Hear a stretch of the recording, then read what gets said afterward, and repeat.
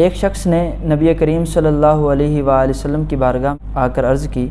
یا رسول اللہ، قربانی کے دن ہے اور میرے پاس ایک ادھار کا جانور موجود ہے،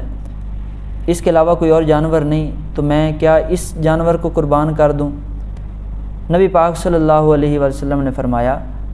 تم عید کے دن حجامت کرو، اللہ پاک اسی میں ہی تمہیں قربانی کا ثواب عطا فرمائے گا۔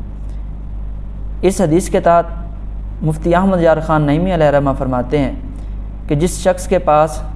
قربانی کا نصاب نہیں ہے اور وہ چاہتا ہے کہ مجھے قربانی کا ثواب مل جائے،